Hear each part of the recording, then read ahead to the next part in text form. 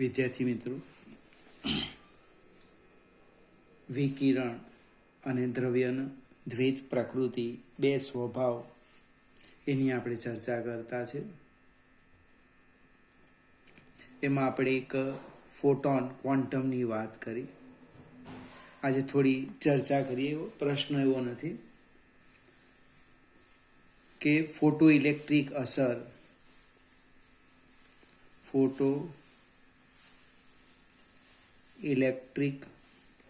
અસર આપણને કંઈક કહેવા માંગે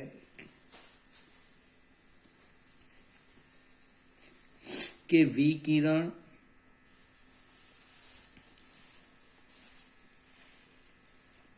નું ઉત્સર્જન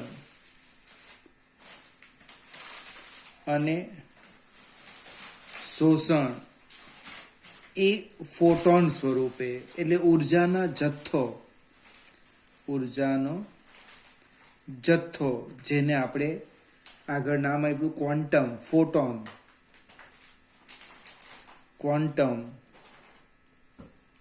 ફોટોન સ્વરૂપે થાય.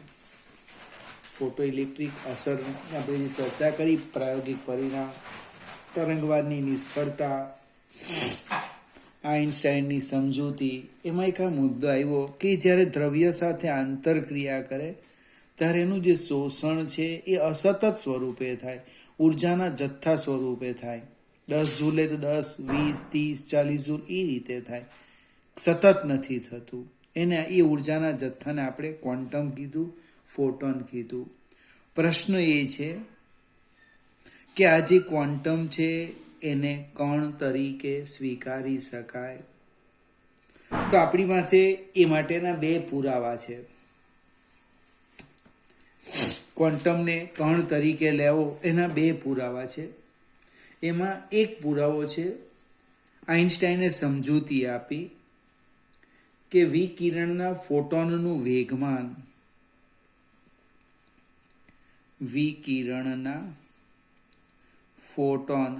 વેગમાન આટલું છે, E/c. E એટલે hν/c. હવે ભાઈ, વેગમાન કોને આવે? ધોરણ 11 તમે યાદ કરો. વેગમાન કોને આવે? તો કે વેગમાન એટલે P બરાબર mv. m એટલે દળ, જે દળ ધરાવે એને વેગમાન આવે.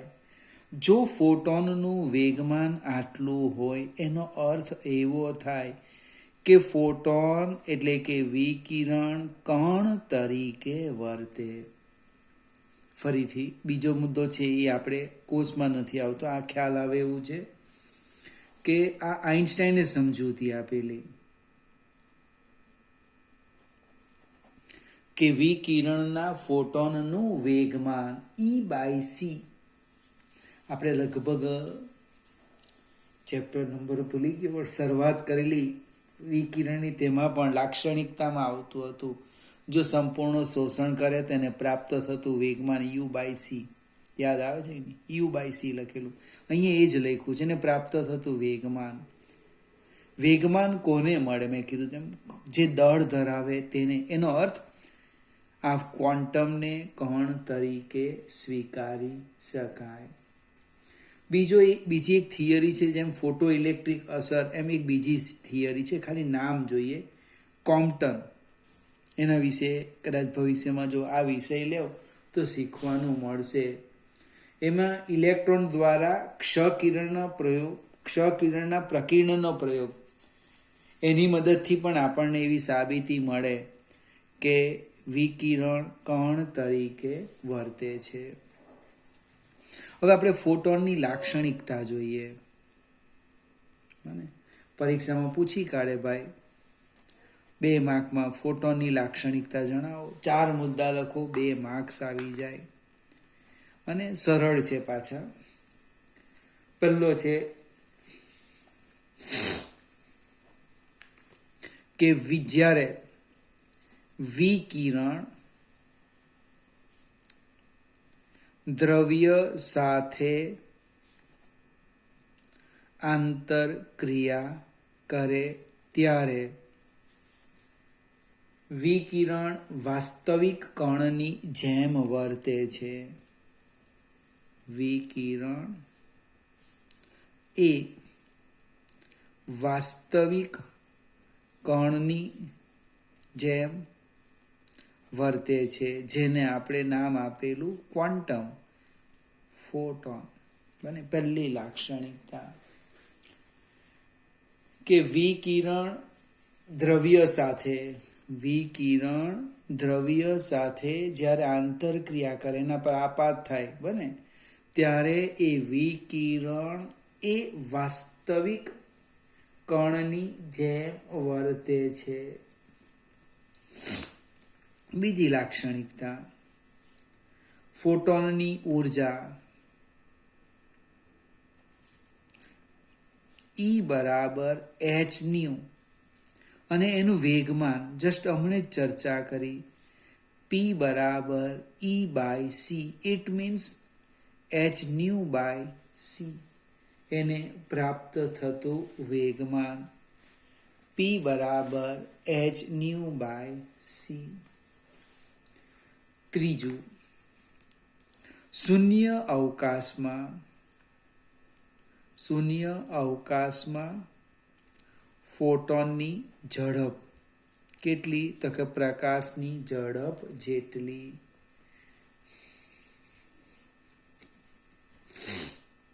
આગળ જઈએ, ચોથો મુદ્દો લખીએ કે વિકિરણની તીવ્રતા ગમે તેટલી હોય, અને તીવ્રતા ગમે તે હોય, વિકિરણ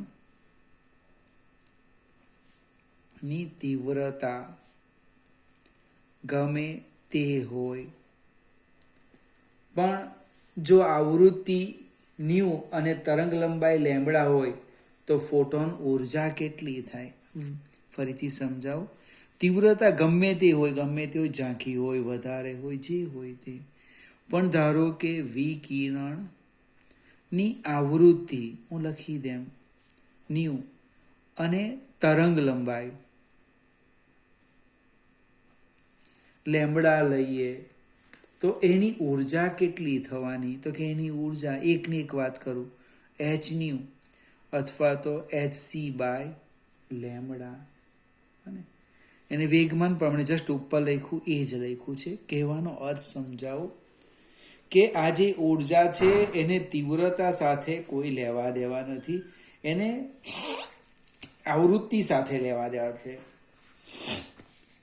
એ પ્રકાશ ઝાંખો છે કે શક્તિશાળી છે, જે હશે તે, પણ એની આવૃત્તિ જો થ્રેશોલ્ડ આવૃત્તિ કરતાં વધારે હશે તો જ એની ઉર્જા બંધન ઉર્જા કરતાં વધે, તો એનું ઉત્સર્જન થાય. આગળ જઈએ, હવે તીવ્રતાની વ્યાખ્યાનો ઉપયોગ કરીએ. તીવ્રતા આમ લખાશે E/at. એટલે અહીંયા હું લઈ લેમ A બરાબર 1 એકમ લેમ, T બરાબર 1 સેકન્ડ લેમ, તો એકમ ક્ષેત્રફળ વાળી સપાટી પર એકમ સમયમાં જો n ફોટોન આપાત થતા હોય તો તીવ્રતા કેટલી થાય? ફોટોનની સંખ્યા લખી દઈએ ને, ફોટોનની સંખ્યા લખી દઈએ. n હોય તો તીવ્રતા લખાય I બરાબર n/h/. ફરીથી, હવે એની લાક્ષણિકતા નથી, ચર્ચા આપી એટલે લખી દીધું કે એકમ ક્ષેત્રફળ વાળી સપાટી પર 1 સેકન્ડમાં આપાત થતા ફોટોનની સંખ્યા n હોય તો તીવ્રતા થાય n/h/. n વધે તીવ્રતા વધે, n ઘટે તીવ્રતા ઘટે. આગળ જઈએ, છઠ્ઠી લાક્ષણિકતા, ફોટોન એ વિદ્યુતની દ્રષ્ટિએ તટસ્થ છે. અગત્યની મુદ્દો આવી ગયો. વિદ્યુતની દ્રષ્ટિએ કેવો છે? તટસ્થ છે. નથી એ ધન વિદ્યુત ભાર ધરાવતો, નથી એ ઋણ વિદ્યુત ભાર ધરાવતો. એના ઉપર વિદ્યુત અને ચુંબકીય ક્ષેત્રની અસર થતી નથી. ફોટોન અને કણ વચ્ચેનું જે સંઘાત છે, ફોટોન કણ સંઘાત, એ કેવા છે? સ્થિતિસ્થાપક સંઘાત છે. એટલે કે કુલ ઉર્જા અને વેગમાનનું સંરક્ષણ થાય છે. સ્થિતિસ્થાપક સંઘાત છે એટલે કુલ ઉર્જા અને વેગમાનનું સંરક્ષણ થાય છે. ફોટોનનું દળ હવે એ કેવી રીતે લખવાના? તો E = mc². આઇન્સ્ટાઈનનું સૂત્ર છે. એટલે m બરાબર થવાનું E/c². E એટલે hν/c². ફરીથી આ લગભગ 8માંથી 4 લખવાની, એમાં ખૂબ સરળ સમજાઈ દે. એક પહેલી લખવાની, મને કણ સાથે એટલે દ્રવ્ય સાથે આંતરક્રિયા કરે ત્યારે વાસ્તવિક કણની જેમ વર્તે. બીજું વેગમાન લખો, બને. ત્રીજું વિદ્યુતની દ્રષ્ટિએ તટસ્થ લખો. ચોથું એનું દળ લખો, બને. પાંચમું એ ઉર્જા સંરક્ષણના નિયમનું પાલન કરે. સંઘાત સ્થિતિસ્થાપક છે એટલે કે એ આંતરક્રિયા કરે એ દરમિયાન વેગમાન અને ઉર્જા સંરક્ષણના નિયમનું પાલન કરે. શૂન્ય અવકાશમાં ઝડપ લખો, પણ એ જે છે ઝડપ છે, ઉર્જા અને તીવ્રતા એ વધારેનો વર્ગ છે. આ 5 કે 6 મુદ્દા લખો એટલે લગભગ તમને 2 માર્ક્સ મળી જાય. સેજ આપણે આગળ જઈએ.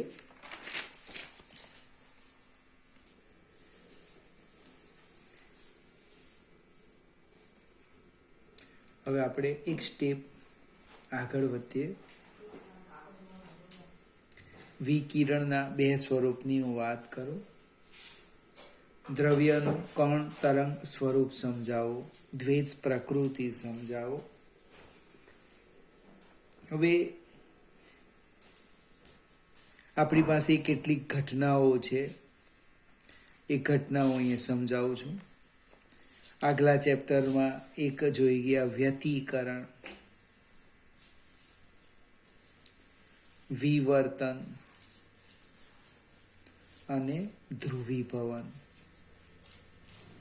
બીજી બાજુ જે ઘટના છે એ ફોટો ઇલેક્ટ્રિક અસર, અને એક બીજો પણ શબ્દ લખો, કોમ્પટન અસર.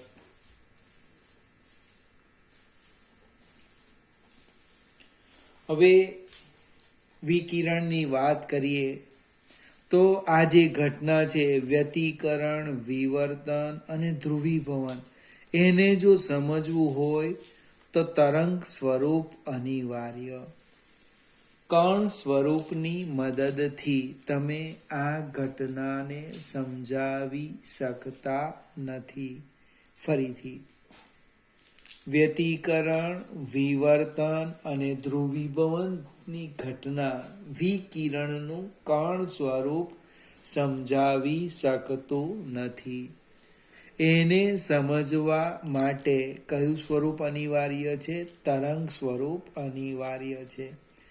તો બીજી બાજુ આપણે જસ્ટ હમણે જોઈ ગયા ફોટો ઇલેક્ટ્રિક અસર, આ જો આપણે શીખ્યા નથી, આગળ શીખવા મળશે.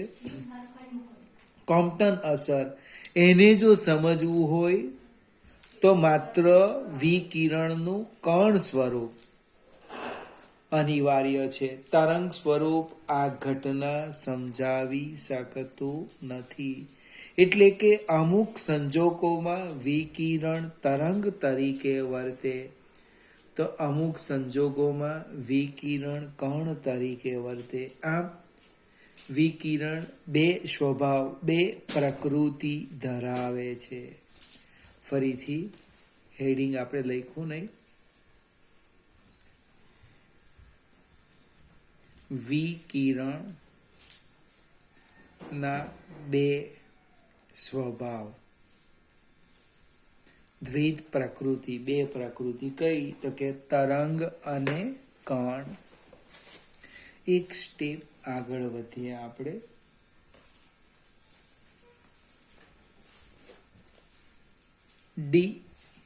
બ્રોગલીનો અધિતર્ક. આ લગભગ 11મા ધોરણમાં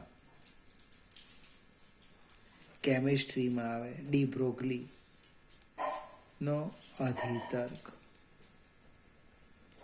મજાની ચર્ચા છે, સમજવાનું છે.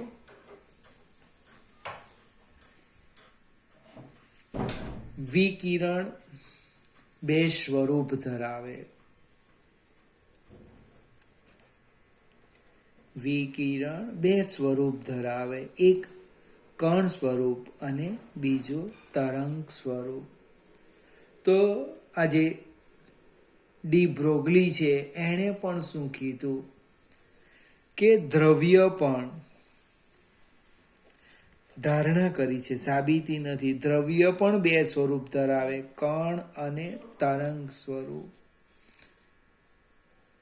અને કુદરત આ બંને વિકિરણ અને દ્રવ્ય પ્રત્યે એમ કે સમિતિ ધરાવે.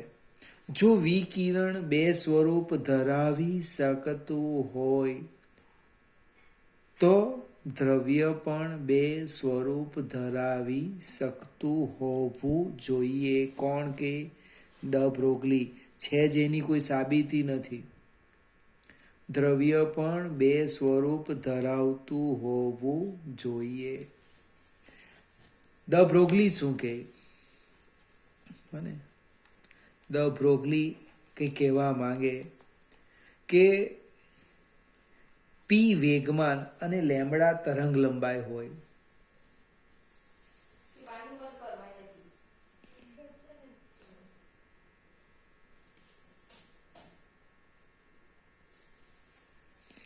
કણ નું વેગમાન પી હોય અને જો એ તરંગ તરીકે વર્તે, જો એ તરંગ તરીકે વર્તે તો એને તરંગ લંબાઈ આવે. કેટલી આવે? Lambda is equal two h/p, અથવા તો આપણને પી ખબર છે, h/mv.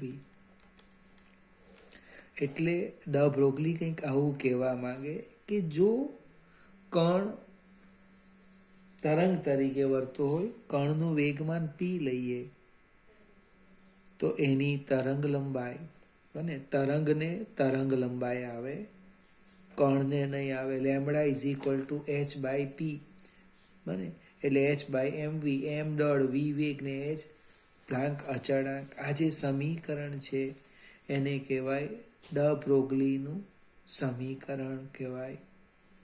આ સમીકરણને શું કહેવાના? દ બ્રોગલીનું સમીકરણ કહે છે. ફરીથી આ બીએસસીમાં ભણતો એક વિદ્યાર્થી હતો. એણે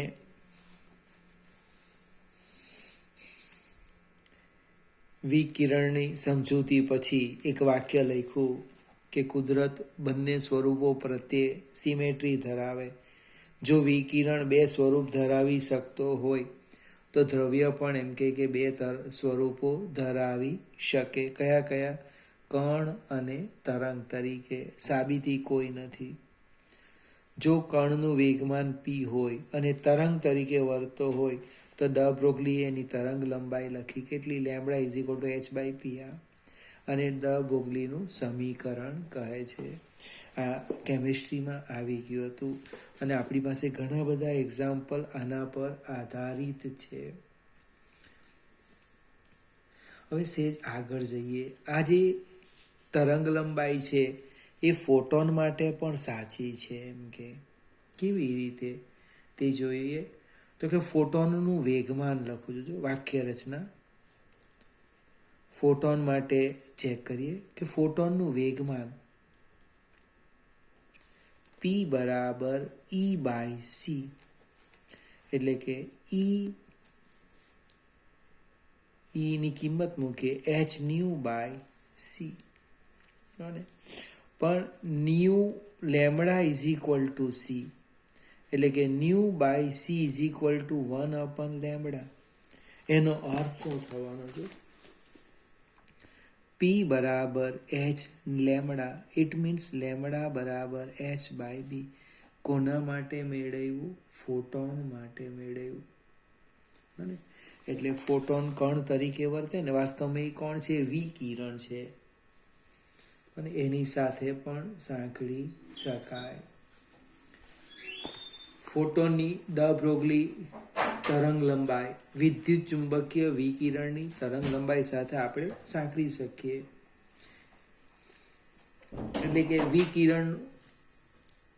વિકિરણનો ફોટોન એ ક્વોન્ટમ ઉર્જા અને વેગમાન ધરાવે છે. તો આપણે જસ્ટ હમણાં જોઈ ગયા કે વિકિરણ અમુક સંજોગોમાં કણ તરીકે વર્તે ત્યારે એ વેગમાન ધરાવે છે. ફરીથી ડ બ્રોગલીનો અધિતર્ક જોયો, એની આપણી પાસે સાબિતી નથી. બને એનું એક જ વાક્ય કહેવાનું કે વિકિરણ જો બે સ્વરૂપ ધરાવે તો દ્રવ્ય પણ બે સ્વરૂપ ધરાવે, કણ અને તરંગ. જો તરંગ તરીકે વર્તે તેની તરંગ લંબાઈ. આ ચર્ચા અહીંયા પૂરી થઈ ગઈ. એક સ્ટેપ આગળ વધીએ. કેમિસ્ટ્રીની જ વાત કરતો છું. હાઇઝનબર્ગનો અનિશ્ચિતતાનો સિદ્ધાંત. હાઇઝનબર્ગનો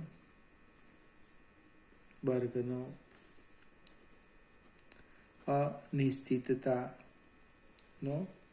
સિદ્ધાંત.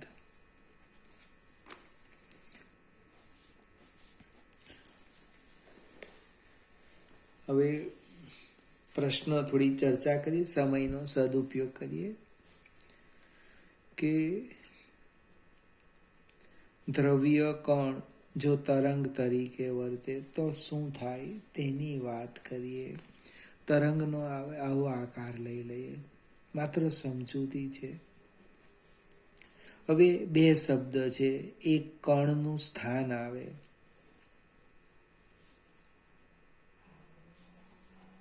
સ્થાન, અને બીજું વેગમાન. હવે આ જે તરંગ છે એની તરંગ લંબાઈ નિશ્ચિત છે, અને તરંગ લંબાઈ કેવી છે? ચોક્કસ છે. એટલે એનું વેગમાન પણ નિશ્ચિત, એચ બાય લેમડા.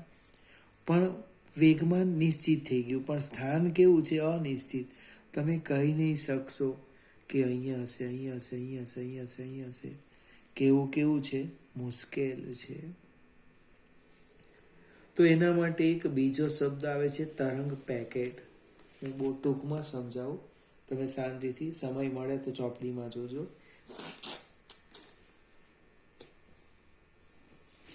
એક શબ્દ લઈએ, તરંગ પેકેટ. એમાં શું થાય? પેકેટ એટલે સમજાવું, ઘણા બધા તરંગોને ભેગા કરીને બાંધવાને એને તરંગ પેકેટ કહેવાય. તો જુદી જુદી તરંગ લંબાઈવાળા તરંગોને એકબીજા ઉપર સંપાત કરીએ તો પરિણામી તરંગ આવું આવ્યું. આનો અર્થ એવો થયો કે એનું મહત્તમ સ્થાનાંતર આટલા વિસ્તારમાં છે. એટલે તમે એનું સ્થાન નિશ્ચિત કરી શકવાના. સ્થાન શું કરવાના? નિશ્ચિત કરી શકવાના કે આટલા વિસ્તારમાં છે. પણ આ સ્થાન નિશ્ચિત થયું જો ભાઈ, પણ એની તરંગ લંબાઈ કેવી થઈ ગઈ? અનિશ્ચિત. જો તરંગ લંબાઈ અનિશ્ચિત થાય તો એનું વેગમાન કેવું? અનિશ્ચિત. ઉપરના તરંગમાં શું થઈ ગયું? લેમડા ચોક્કસ છે, નિશ્ચિત છે, અને ત્યારે સ્થાન કેવું છે? અનિશ્ચિત છે. આમાં શું થયું? તરંગ પેકેટના કન્સેપ્ટમાં તમે સ્થાન નિશ્ચિત કરવા પ્રયત્ન કીધો તો એનું વેગમાન કેવું થઈ ગયું? અનિશ્ચિત બની ગયું. એટલે હાઇઝનબર્ગ શું કહેવા માંગે? તો કે ભાઈ સ્થાનની અનિશ્ચિતતા કેટલી? તો કે ડેલ્ટા એક્સ. વેગમાનની અનિશ્ચિતતા કેટલી? Delta P. તો એણે આ રીતના લખ્યું, delta X delta P is equal to H upon twice pi, અથવા તો કોઈક એચ અપન ટ્વાઇસ પાઈને આમ પણ લખે, એચ કટ એચ ક્રોસ. મને લાગે કેમેસ્ટ્રીમાં થોડુંક જુદું પડે છે, નહીં સોરી, આપણે અહીંયા છે એચ ક્રોસ આપેલું છે, એચ ક્રોસ બાય ટ્વાઇસ પાય. એટલે એચ ક્રોસ નહીં લખવું હોય તો એચ અપન 4 પાય થશે. કદાચ મારી અહીંયા ભૂલ થાય છે મિત્રો, આટલું જ યાદ રાખો. જ્યાં એચ ક્રોસ બરાબર H upon twice pi. Delta X delta P બરાબર એચ ક્રોસ બાય ટ્વાઇસ પાય. જ્યાં એચ ક્રોસ કેટલા થાય? એચ બાય ટ્વાઇસ પાય. આ સમીકરણને શું કહેવાય? હાઇઝનબર્ગનો અનિશ્ચિતતાનો સિદ્ધાંત. હવે હું તમને સમજાવું. આપણે આમ લખીએ જો, delta X H cross upon twice pi delta P, અથવા આમ લખો ડેલ્ટા પી બરાબર H cross upon twice pi delta X. હવે તમે વેગમાન નિશ્ચિત કરવા જાઓ અને એને ઝીરો, એને વેગમાનનું નિશ્ચિત કરવા જાઓ, એને નિશ્ચિત કરવા જાઓ તો સ્થાન કેવું થઈ જાય? અનિશ્ચિત થાય. જો તમે સ્થાનને નિશ્ચિત કરવા જાઓ, એ કેવું હતું? અનંત હતું. એને ફિક્સ કરવા જાઓ કે કણ બસ ક્યાં છે? અહીંયા જ છે. એનામાં અનિશ્ચિતતા કેટલી? ઝીરો. વેગમાનમાં અનિશ્ચિતતા કેટલી? ઝીરો. હમણાં આપણે શું કહીએ? આટલેથી આટલું વેગમાન છે, એવું નહીં. એનો ફેરફાર ઝીરોની નજીક લઈ જાઓ તો સ્થાન અનિશ્ચિત થાય. ગણિત કહે 1/0 એટલે અનંત. જો સ્થાન નિશ્ચિત કરવા જાઓ તો ગણિત શું કહે? વેગમાન કેવું બને છે? અનિશ્ચિત બને છે. આને કહેવાય હાઇઝનબર્ગનો અનિશ્ચિતતાનો સિદ્ધાંત. ફરીથી, delta X delta P is equal two, કંઈક ભૂલ થાય છે અહીંયા, એચ અપન ટ્વાઇસ પાય જ આવે છે વિદ્યાર્થી મિત્રો. ડેલ્ટા એક્સ ડેલ્ટા પી બરાબર એચ અપન ટ્વાઇસ પાય, અને કેમેસ્ટ્રીમાં છે એચ અપન 4 પાય લખતા છે. પણ એટલે આપણે આ જ યાદ રાખવાનું, કટ નહીં. ડેલ્ટા એક્સ ડેલ્ટા પી બરાબર એચ અપન ટ્વાઇસ પાય, અહીંયા એચ જ લખવાનો છે, કટ નહીં. એટલે સ્થાન નિશ્ચિત કરવા જાઓ તો વેગમાન અનિશ્ચિત. નિશ્ચિતનો અર્થ એનો ફેરફાર ઝીરો થવો જોઈએ. નિશ્ચિતનો અર્થ એનો ફેરફાર કેટલો થાય? ઝીરો થાય. ફરીથી, આજે ઘણી થિયરી જેવી વાત નથી કરી, પણ ઘણી બધી સમજૂતી આપી. એક તો ફોટોનને કણ ગણવું, ફોટોનની લાક્ષણિકતા જોઈ, ડ બ્રોગલીનો અધિતર્ક. જો વિકિરણ 2 સ્વરૂપ ધરાવે તો દ્રવ્ય પણ 2 સ્વરૂપ ધરાવે. કુદરત એમ કે બંને પ્રત્યે સિમેટ્રી ધરાવે. એની તરંગ લંબાઈનું સૂત્ર લખ્યું. ત્યાર પછી હાઇઝનબર્ગનો અનિશ્ચિતતાનો સિદ્ધાંત લખ્યો. ફરીથી આજે ઘણું ચલાવ્યું છે. ચોપડીમાં શાંતિથી જોજો. ન સમજ પડે તો વોટ્સઅપ પર મને લખીને મોકલાવજો, હું ફરીથી સમજાવીશ.